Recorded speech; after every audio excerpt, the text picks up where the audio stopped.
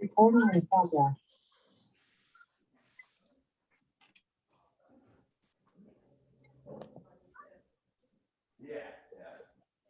Of course. I will appreciate that.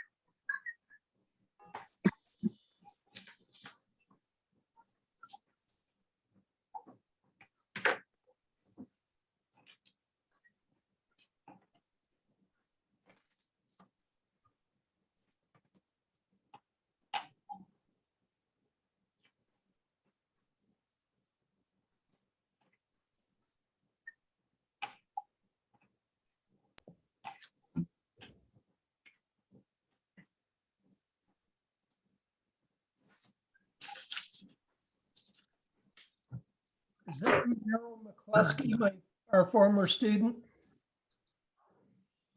You're all grown up. Yeah, hi. How are you, Merrill? I'm well. How are you? Fine, thank you. It's nice to see you. I know, long time no see. Yeah.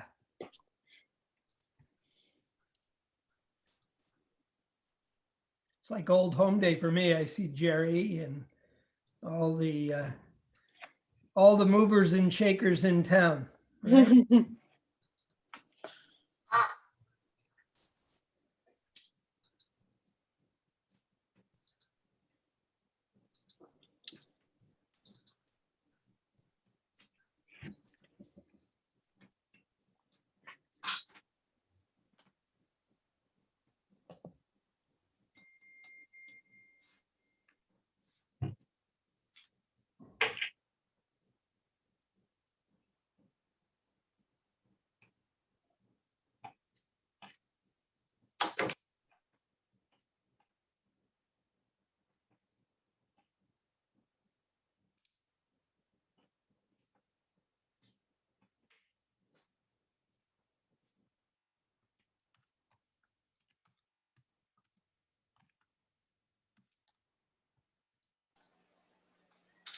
I know Jack Gardner is going to be a little bit late today, but I haven't heard anything from Tom, so there he is.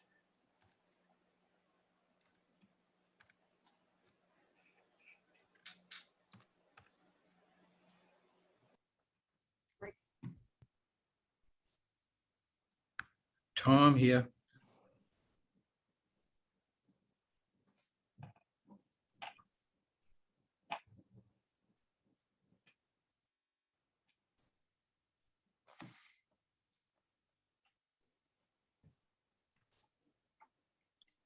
Tom, if you want to get started, Jack is going to be a few minutes late. Okay. Good Thank afternoon, you. everybody.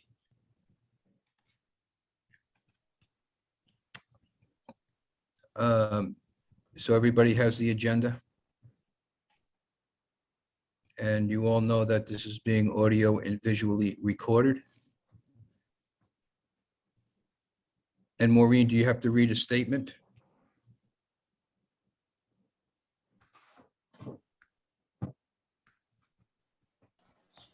I do not have to read that any longer. Oh, good. I'm Thank sure I'm sure you missed that. Yes, Or I should say repeat it because you probably had it memorized. we can get right into it. Okay, great. So why don't we take attendance? Michael, Here. Emma,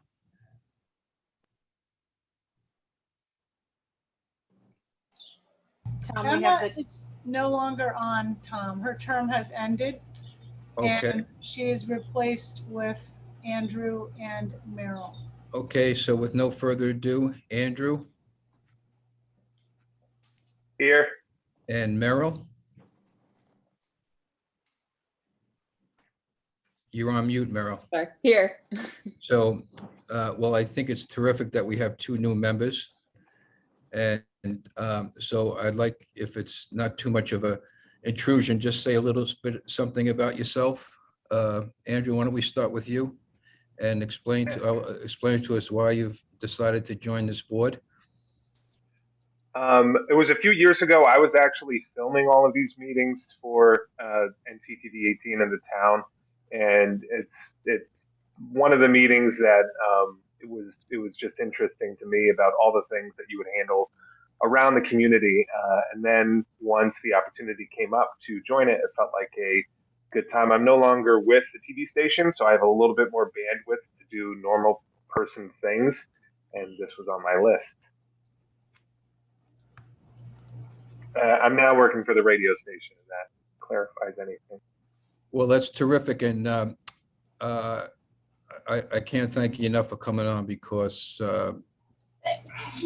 we got a lot on our plate. Everything's very important that's going on, a $28 million project, and it's a very big project. And there's a lot of responsibility on us because we're laying the foundation for its success. So, Merrill, why don't you say something to enlighten us why you chose to take on such a huge task?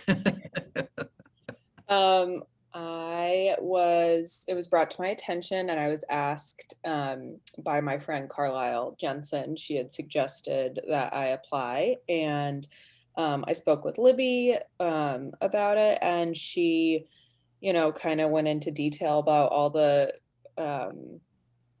new initiatives and like the funding that will be going towards the committee. And I found it really interesting, like the new, the fresh take that is being taken, and the concessions and whatnot. I'm just interested in being a part of making ideas come to life and helping with those decisions. Well, speaking for myself, you're going to have that opportunity. Great. So just be careful what you wish for. Mhm. But no, all kidding aside, I think it's great to have both of you on. And I'm sure everybody feels the same way. So does anyone have questions of our two new members? Okay, so why don't we just jump right into the agenda? And I think the first is security. Is Officer Mack on?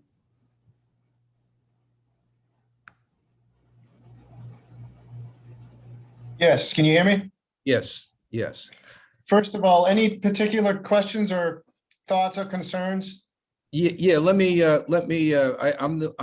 one who actually suggested that you come. So I appreciate you taking out your time, and particularly, on a nice summer night.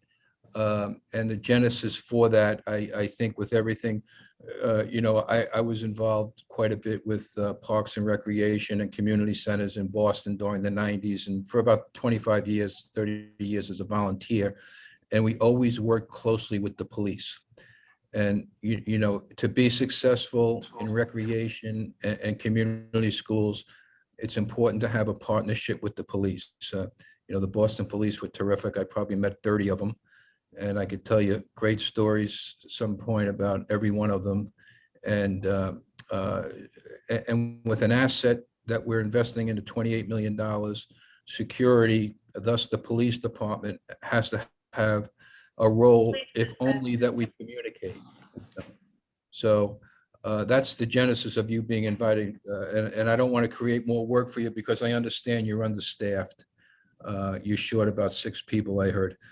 But at the same time, maybe we can put a system in and it will take time. Obviously, we're not going to get it done tonight. So if you or somebody from your department can commit to 5 minutes a month to come to our meeting and just, we'll give you more of an update, and maybe you can formulate a way to respond to it.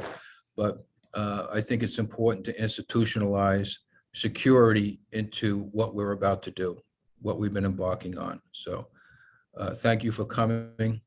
And in Boston, they used to call putting it on the bat. I don't know if you've ever heard that expression, but it's like on the rouster. So, the Boston police would say, okay, Tom, we'll put that on the bat. And that would be, they would go to different parks at night, make sure that, if there was a problem at a particular park, they would go in just with a presence. And oftentimes that's enough to stop vandalism. So it's all about prevention, as you know, officer. We don't want to be reactive. We want to be proactive, because once the playground's busted up, there's no point. It doesn't solve anything. Or if there's graffiti, you want to get it ahead of time, and it works. Community policing, I guess, is the word for it. And, I watched that unfold, and it was very effective. And, if we can get that to some degree in the Parks and Rec plate, that'd be terrific. So if you can put our parks on your bat, the sergeant would get up, and say, this is what, the parks people wanted us to go by this park and that park because there's vandalism going on. And oftentimes just a patrol car driving through and, maybe get out. I don't know. I don't want to tell you how to do your business, but I know you're stretched, so it might not be feasible, but just a drive through would be very helpful on all of the parks. So, and what I think we can do is give you a schedule, the police department a schedule of when the facilities are being used. So you're just not driving out to an empty field. You'll have a particular place to go to, like if there's an event that Tom Nevers or No Badir, driving through does quite a bit of good. So, and again, I'm not trying to create more work for you, but I think it'd be a great idea if you can, or one of your fellow officers can just spend 3 to 5 minutes every month just with a quick update. Sure, no problem. That would probably be me. Welcome to the new members. Last year, the chief created this new position where I was, it's the neighborhood police officer. So I'm downtown full-time year-round on foot patrol. And one of the things that I noticed was some of the issues that were going on with Children's Beach, particularly. That's probably one of the places that I'll be, the most visible at in my position. And just like you used to see probably in the parks in Boston, we had all the same issues. Rebecca can probably chime in too. I've been working closely with her.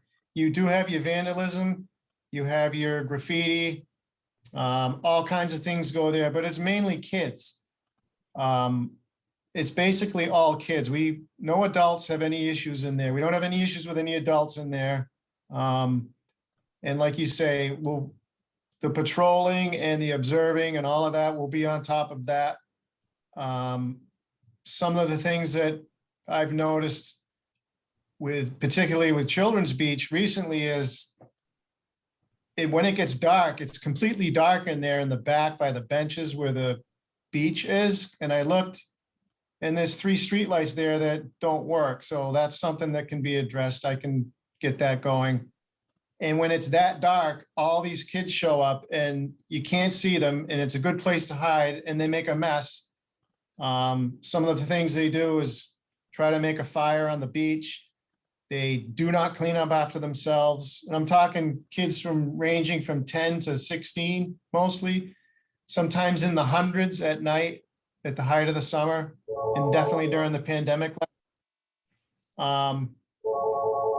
Rebecca and I have identified a lot of things and made some headway down there and it's gotten a lot better, but you constantly have to monitor them there.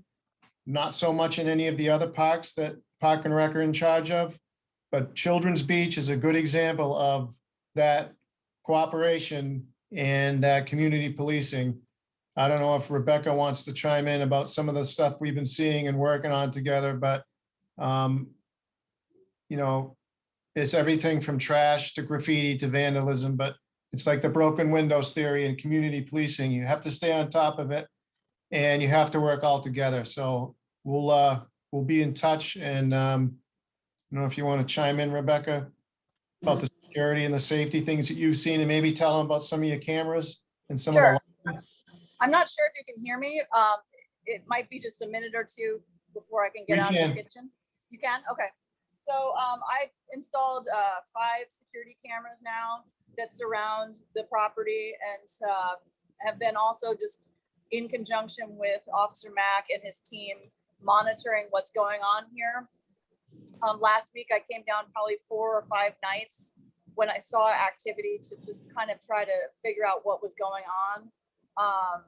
And it is interesting because the officer and his team have been going through and they do the patrols, but as soon as they get out and around, there are scouts that actually watch them leave and then the kids come back. So it's like this flow of like 20 kids will come, we'll get them out, and then they'll come back in waves.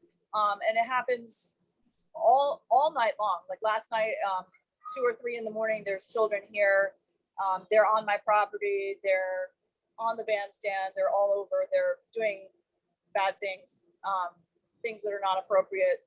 I had a retired police officer finding condoms on the beach.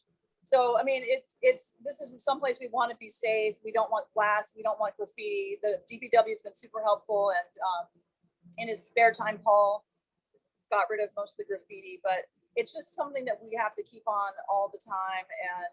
And it's definitely helped that the officers have been there. But we had some damage to umbrellas. We have all sorts of things happening. I've got signs up, but they're being torn down. So. I think that it would help if we had maybe more signage at the entrance to the park stating that it's closed at 10, maybe a barrier, like some sort of chain at both entrances to the park. Because another thing that happens is we get, during the day, in the afternoon, they have these electric bicycles that they're using, and they're ending up like riding in, and there's small children here too. So we want to sort of find a balance between having a place that's good for small kids, but curbing these teenagers a little bit. Trying to think of anything else. Does anyone have any comments before I weigh in? I don't want to dominate the conversation. Does anyone have any comments about this or ideas? I do, Tom. I just am wondering if there is signage letting them know that there is video surveillance of the area. That might be worthwhile. Yes, we have signage. I like I said, I actually went ahead and purchased chains to block off my area so that it was very clear that this area is off limits. This is the area I'm speaking of pretty much right here, the front of the Hungry Minnow. The signage was torn down already. I've got metal signs on the way. My specific question is, do they know that there's video surveillance, not just do not come, do not enter, that sort of thing? Yeah, these signs say video surveillance. And I have come down here personally when the officers are not there and told them specifically, hi, you can't be here. This is my property. And not because I don't want them to have fun, but they're smoking and drinking and possibly doing other things and then destroying my property. And so, and I've told them there's video surveillance. The problem is that it's just so many children. We're talking about like waves of people. And so some of them, like maybe the first people that destroyed my couches in May are not coming anymore. Now it's new kids. So it's a constant sort of training of each group. So hopefully they'll start getting the picture, but we said, I came in looking, to see, like 2 weeks ago, they destroyed an umbrella by flipping over one of our picnic tables.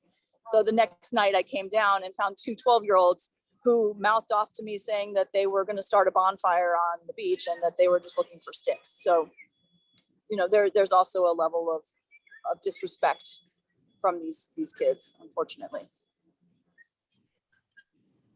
Does anyone else have a comment? Michael, do you have any? Okay, well, I didn't realize it was this bad. Okay, this is a very big problem. And I'm making that comment based on personal experience.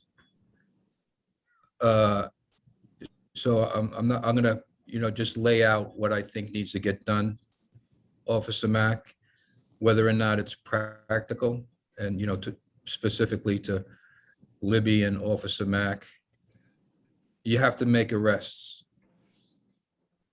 That's the only way to get it going. You have to make arrests. You have to go to court. You have to drag the parents in. If it's to the point where they're destroying property, using drugs, setting bonfires, et cetera, et cetera. The Minnow is a business.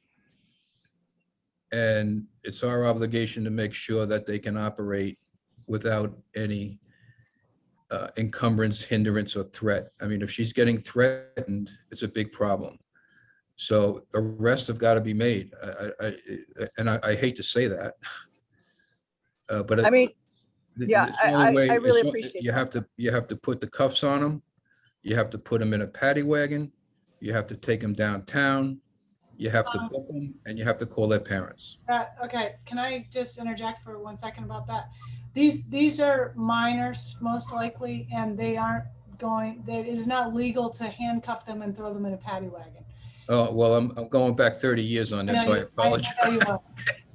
There are a lot more rules and laws now about how teenagers and minors are handled by the police specifically. So it isn't going to be a big roundup like that. Okay, I think I stand corrected. I stand corrected. I don't want to get anybody in I trouble. understand the attractiveness of wanting to do that, particularly when they're mouthing off and they're misbehaving and worse. But there are limitations to how they can be handled. Their parents can be called if we know who they are. And Officer Mack, I'm sure, can work on that. And I know that he has been, but there are some issues that we are not going to be able to totally stand. Right, so I don't want to, set the clock back 30 years to when, but I'll accept your point, and it's well taken, and we're certainly going to abide by it. But when I hear that somebody's being threatened, as Rebecca, I think, just felt threatened or said she was threatened, whether it's by a 10-year-old or a 16-year-old, we got to get. Embarrassing, but the 12-year-old did also, I was with a very, a good friend who's a big guy and you would think would be a little bit scary. And they called him a very derogatory term about gay people to his face. They called me a Karen.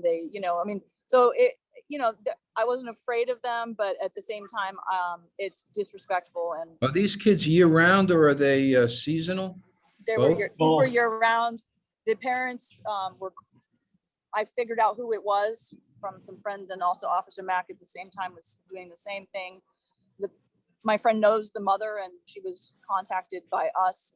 I don't know if the police contacted her, but she said he wasn't ready to apologize yet, but I haven't heard anything from her at all. So He wasn't ready to apologize. no.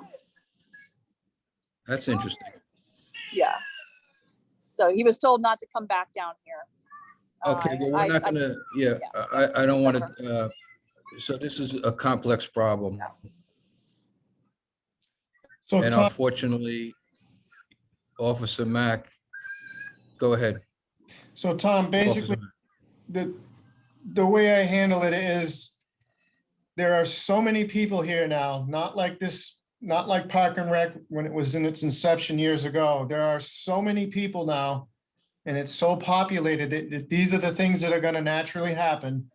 And the way I've been dealing with it is, as soon as they all come pouring into that park and it gets dark, they don't really have a reason to be there. So I kick them out and they all leave. And they know that, and they just leave, particularly with it being so dark. And, but if it's an adult and he wants to sit on the bench, that's fine, they can stay. But these kids that do these things that I mentioned, we're just gonna handle it as best we can and basically get rid of the problem by eliminating them from being there. And we'll try to go there as much as we can throughout the summer. It's really only through the summer months, and then they all leave. But I brought those things up just to paint a little picture about what can happen at some of these places, particularly Children's Beach, and some of the ways that we handle it. And so far, it's been working as long as they understand where we're coming from and where the restaurant owner is coming from, then they'll finally get the hint. But as far as you mentioned in the beginning about all the other parks throughout the island, we just want to make sure that we handle it the same way. We observe these things that happen, maybe start to think about at least one camera in each park, wherever that is, and go from there.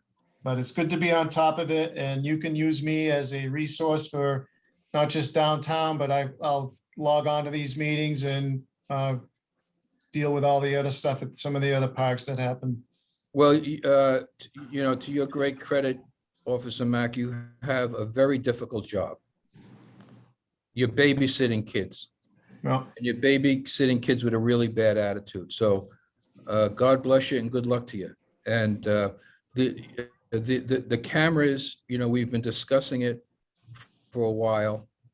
We have to have those cameras that most of us have on their door when somebody comes up. I would make sure Rebecca has one on the roof that takes a picture of everybody that comes near your shop.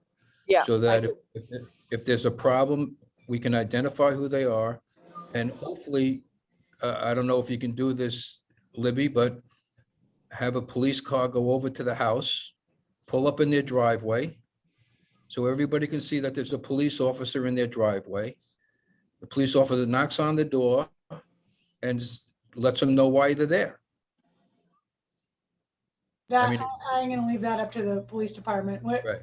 There's a lot of sensitivity right now about how the police handle people, and particularly juveniles. So it would- Okay, so I don't want to turn this into a debate, okay, but let me. I hear what you're saying. It's just. No, I know what you're saying, and I know the times that we're living in, but I'm unequivocal about what the police do.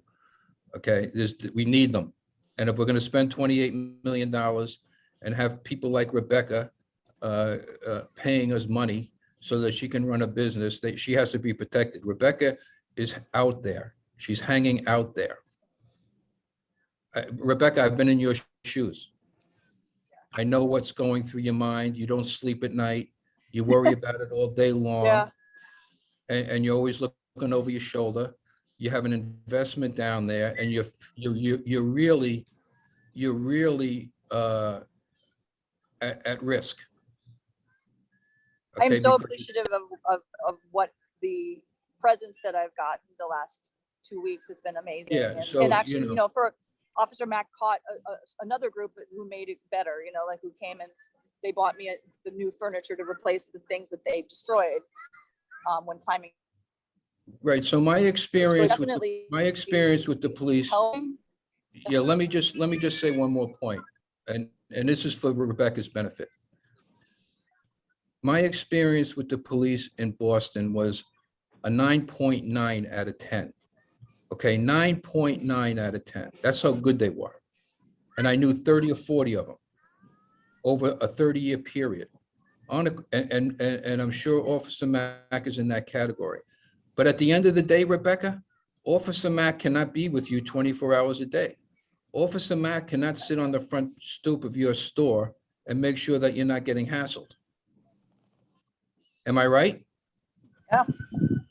So what we need to do for Rebecca is get a good camera in there and get a picture of every kid or adult that gives her a hard time. And the police go pay the parents a visit. The cameras are on, I've installed cameras. They're great. The DPW has I had hate lighting here. talking like really- this. I hate talking like this because before I got on this call, I thought it was a couple of kids running their mouth and, you know, so, you know, who am I to complain about that? I was a kid once too, but once they start damaging property, threatening you, back talking, you know, making comments to adults based upon who they are, it just gets worse. It's not going to get better. And it's become a game that when Officer Mack comes in, they leave, and when Officer Mack leaves, they come back in. I know the drill, trust me. So how does your camera work? It's motion activated, so there's 5 cameras. There are, I want you to know the lighting here at the Minnow is like, it's like daylight. So, I mean, it's very, very bright. So I have very good visibility around the perimeter. So there's a camera that looks towards where I'm sitting towards the back door. There's a camera that looks down past the bathrooms. The whole place, the whole perimeter is visible at any given time. So I can look at them live anytime. And I also get a notification anytime that I have the system armed. I'm happy to share some of the images if you'd like. I can take some still shots and share them. with Yeah, the I mean, group. I'll just close it up by saying you got to get names and you got to pay visits. Pull right up in their driveway, knock on the door. Because you can't be threatened like this. And you're being threatened. You're being threatened. But yeah, and the only other thing that could be helpful is if we could figure out a way to open and close the bathrooms at a certain time. So if the park closes at 10, it would be great to have the bathrooms closed at 10. So there's really no reason for people to be walking through. And then again, the problem is I'm very short staffed. I have 5 14-year-olds that I've been able to hire who are fabulous, but I cannot ever be open or leave them. And my commitment is to be open between 11 and 5. So I'm not able to open at 9 and then still be here doing a stakeout at 10 at night. So I can't be here at 8 or 9 to open the bathrooms, you know, and there are children here at 6 a.m. with their parents that need, you know, the bathrooms are needed. So if someone, you know, if we could figure out whether it's the police that have a key or the DPW that opens or closes, or what, if we could find some sort of system for that would be helpful, I think, because once the bathrooms are closed, then nothing bad can happen in there. They can't, but we find like groups of teens going into the restrooms together, and it's not a good thing.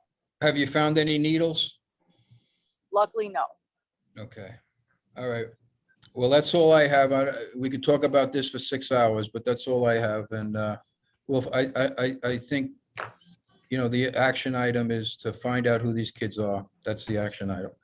And then the police can with Libby decide the appropriate way to deal with it, because quite frankly, this issue, to the extent that it is way beyond the purview of this committee. This is out of hand. I can tell by looking at your face. Tom, I just want to mention that we do have an IT shutdown at 5 today. Okay. Just to let you know. All right. We'll keep going. Yep. Thank you. Thank you All so right. much. I appreciate it. Thank you, Officer Mack. Okay. So the next item is, I got to get the agenda up. It's the fair, correct? Yes. Okay. October 2nd and 3rd.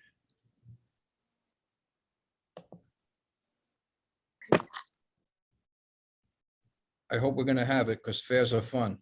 Hey, Jack. How you doing? Finally made it on.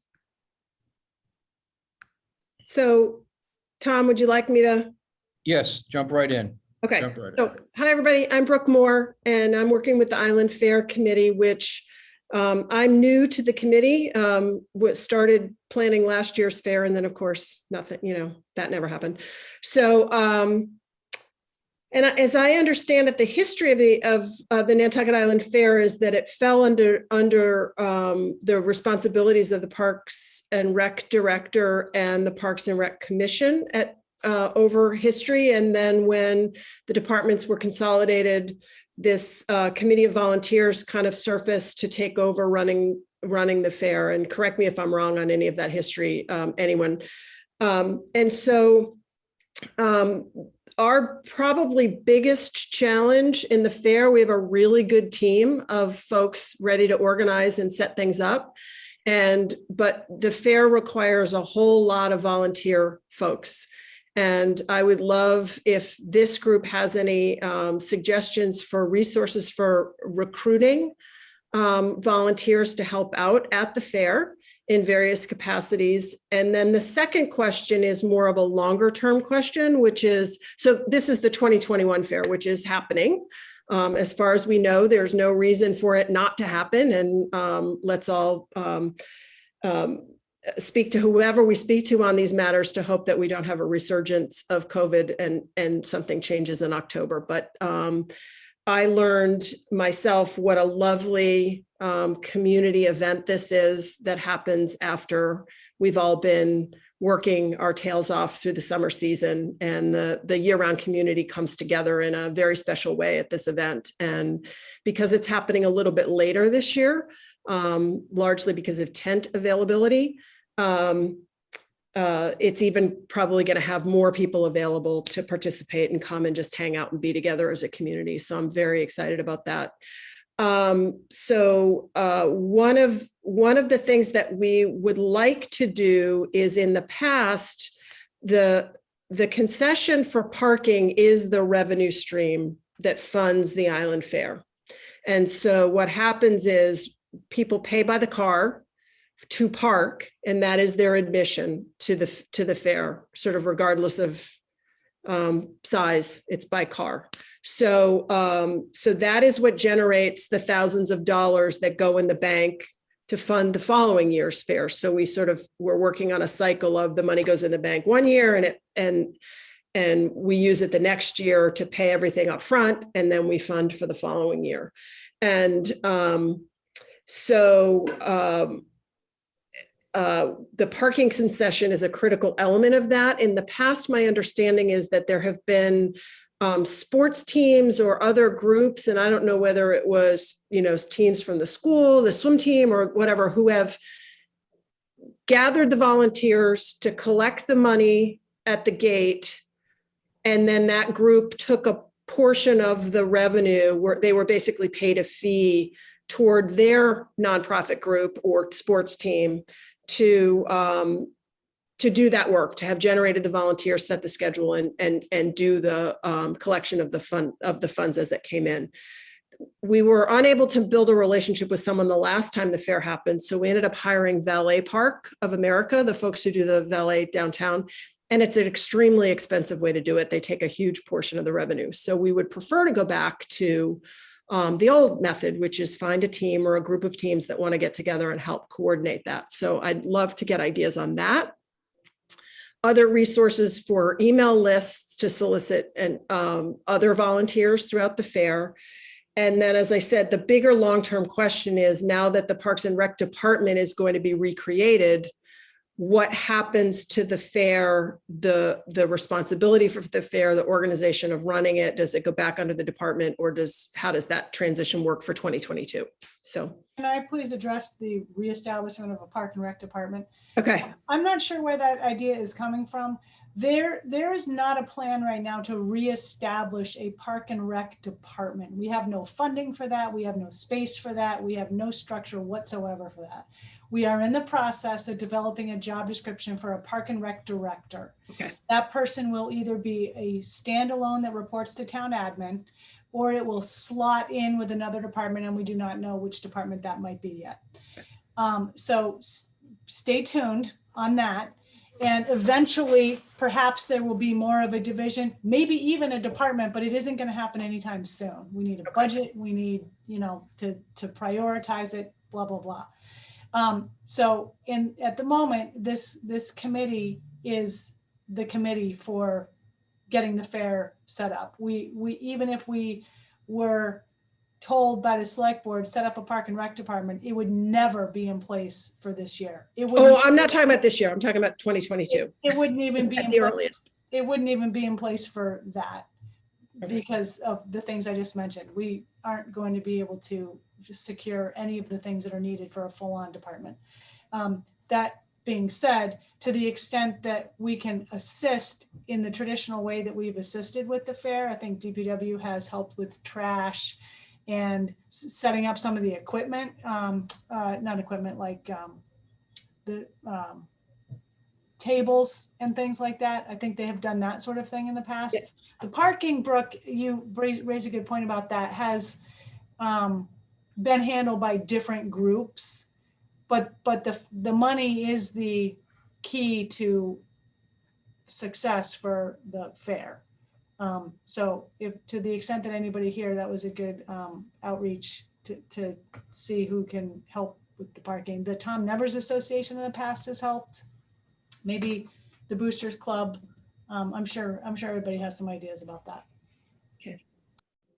Brooke, you may have already done it, but you should be in touch with the community school, Tracy Roberts, because the community school did a lot a few years ago when the fair was going strong. So, and they can broadcast everything from, marketing out to the community, because that is something that the school would be willing to use their parent email database because it serves school.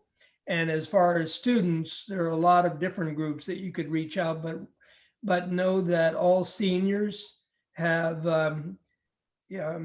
community hours that they need to put in order to graduate. And so if you can't get a school group, you certainly can talk to guidance counselors or talk to the principal who will talk to guidance counselors, and they can hook you up there.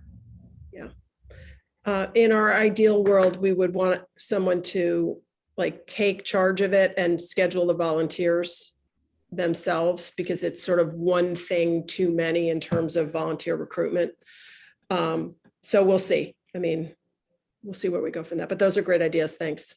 Maybe you can put together a project plan or a list of things that need to get done, and we can coordinate with you because a New England fair should definitely be held on Nantucket. It's quintessential.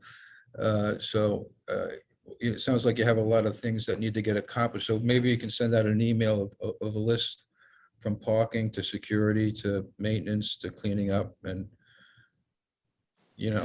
So we do have someone who's coordinating volunteers for sort of like the fair itself. Mhm. And that person's in place, and there are jobs, and that list has been out, that's been consistent year by year in terms of populating those positions. So we can definitely share that list in terms of, and then, it's really just about getting the word out so people sign up for shifts. Okay, so on that note, given the interest of time, does anyone else have any questions before we move on to the next item? Okay, well, thank you very much. And for myself, I'm looking forward to this. It's going to be a Okay. lot of fun. Thanks, you guys, for your time. Appreciate it. Okay, I'm going to bug out. I got to run. Thank you. Janet, you're up. Actually, it'll be me, Tom. Janet was not able to make the meeting, but in general, we had scheduled concert programming, which was developed to offset the cancellation of the fireworks. For the concerts were scheduled for Saturday, July 3rd. There would be a puppet show in the morning starting at 9, and then followed by one band at 10 o'clock and another band at 11 o'clock. And then again later in the afternoon at 5 and 6 o'clock. When it became evident that the weather was not going to cooperate on Saturday and Sunday, I postponed the event to Monday. And fortunately, all the bands were able to reschedule at the same time. The only exception was that the puppet show went forward with their performance on Saturday morning. They were able to do it under the bandstand so that they could go at one end and then the kids could sit, at the rest of the way down the floor. There were roughly about 30 to 35 kids watching the puppet show. And then on Monday, the weather was so beautiful and it was just amazing. We had the Dunbars playing at 10 o'clock. There were about 75 people for that. And then at 11 o'clock, we had Susan Berman and Ray Saunders. And there were about 50 people watching that. And then we took a break and had the Shep Cats at 5 o'clock. And they had about 100 people because I think they've got a long-term following group of people. So they had about 100 there. And then at 6, our own Rebecca Chapa, who has a great singing voice, she closed out with about 50 people on the lawn. So otherwise, it was a great time. We had last-minute productions and Bobby Lamb running the sound, so everything went off without a hitch. So that's all I have. Okay, well, that's great. And, that kind of news is always good news because that type of use helps with maintenance and security. Constructive use is the best thing for a park. So Any questions or comments? Okay, so basically, I'll skip over the Parks Partner Program in the interest of getting the maintenance. Is somebody from DPW here tonight? Yes, Tom, I'm Stephen Arsenault. I'm Deputy Director. Okay, great. Council So Rob's I on. just want to make a comment. You know, in addition to the police being short-staffed, Rob McNeil's crew is short-staffed as well. I think they're down at least 4 guys, 4 people, which is, you know, is something that you really can't be, at least 4, could be more. So everybody's stressed. And, you know, it's easy for people to make comments and criticism, but when you don't have the resources, there's not much you can do. But I will say this, they did a terrific job. They, you know, being the DPW and the maintenance crew, they did a terrific job, went above and beyond the call of duty to make sure that Tom Nevers was appropriately maintained and upgraded so that the Dominican League could have an appropriate opening day. So, you know, my hat's off to you guys. Thank you very much. And I witnessed firsthand the work you did and the fact that you guys were scrambling to get it done. So thank you very, very much. And again, if somebody from your department can come every month for 3 to 5 minutes, don't expect you to stay on for the whole hour so that we can share ideas. That would be very helpful. And if there's anything you need from us, please, now's the time to let us know and we'll follow up for you. No, just thank you. It would be great. It will be more than grateful to attend. It'll either be myself or Paul Berard. And we appreciate you putting that out there. On 4th of July weekend, it was pretty nearly our entire staff was out. That's how short we are. Yeah. For the trash details and beach patrol and our own, between that, I think maybe 1 or 2 people didn't participate over the weekend. So the understanding is appreciated. Yeah, and what I was going to do for you and the greater group is, you know, take the master plan and list out all the different parks or things that are going on. I think it's a good time to develop a database with DPW, Rob McNeil, on exactly what your staffing needs are going to be, because it's not up to you guys to get the staff. It's up to us to lobby for you to get the staff. And again, I'm a big proponent of what a maintenance person does. A maintenance person doesn't pick up after people. So, you know, your maintenance people should never pick up a piece of paper off the ground, right? People should put the paper in the garbage and you pick up the garbage and you take it away. And your job is to mow the lawns, irrigate, whatever the case might be, but it's not to pick up after people. So I appreciate that. And if you could come by once a month, that would be very helpful. Will do. Does anyone have any questions of Stephen? Okay, so since we have, I think the last item is the Parks Partner. And again, it's really all tied into everything we talked about. And quite frankly, I think those kids, you know, I'm not all punishment, but I think we should make those kids park partners. So we have to do outreach to them and, you know, let them know that we consider their presence down there, because I'm sure not all of them are derelict and causing trouble. They can become part of the Park Partners program. And at some point, if some of them want to come on to the meeting and make a presentation of what they think they need or how they can make the park a better place, you know, I'm happy to do that outreach, help with the outreach. I've done it before. And, you know, typically when you see bad behavior in a youngster, there's something behind it. There's always something behind it. So, and doing outreach it does have an effect, have a positive effect. So we can get more into that at the next meeting. And I see we got 10 minutes before the IT people take over. So I don't have anything else. And, you know, Andrew and the new members, do you have anything to add? Because I noticed that you're a lot younger than me, so maybe a different perspective would be helpful, because you're going to have to peel me off the ceiling with this. I don't You have anything to say, Andrew? No, I anticipated just listening, obviously, for the first session. So it was very informative. Thank you. You still want to come back? Yes. Okay, Merrill? Excuse me. Yeah, same here. Super informative. Obviously, there's like a huge issue at children's speech, and I'm trying to rack my brain. When I was that age, like, I don't know what would scare me or what would not make me want to go. And like, not that I was a rule breaker, but you know, Your parents would not have allowed you, Meryl. You know that. yeah, no, it would have never even like crossed my mind. But you know, it's hard, like trying to get into their brain and like see what would deter them. And Just about you know, finishing. Yeah, I just want to make sure it's not muted.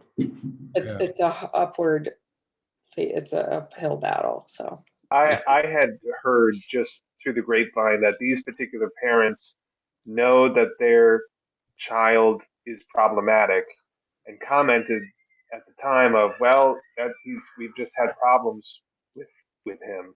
And that's kind of like, okay, so they know, they're aware of it. Well, let me, to go back to what I said earlier, and, I'm an old man, I'm 65 years old, so I've been around the block a couple of times. And my comments for those kids were because I'm worried about them. All right, because if they don't understand, and I've seen this firsthand, okay, so I'm not talking theoretical. If these youngsters at 13, 14, and 15 don't respect the rule of law, don't understand what private property is, and don't understand that you don't make comments towards somebody because of any unique characteristics they might have, eventually they're going to commit felonies when they become 18, 19, 20 years old. And that's when they get the consequences of not understanding what they're doing, because a lot of them don't have a clue what they're doing. And they're doing some serious stuff. So as soon as they turn 18, they're adults, or 17, whatever the case might be, and they're only a couple of years away from that. So if somebody's 16 right now and makes a disparaging comment about somebody's unique characteristics when they're 18 or 19, they have a very big problem. They have a very big problem. I think this particular child is 12 who made those comments. Yeah, well, which is even harder, in my opinion, to deal with.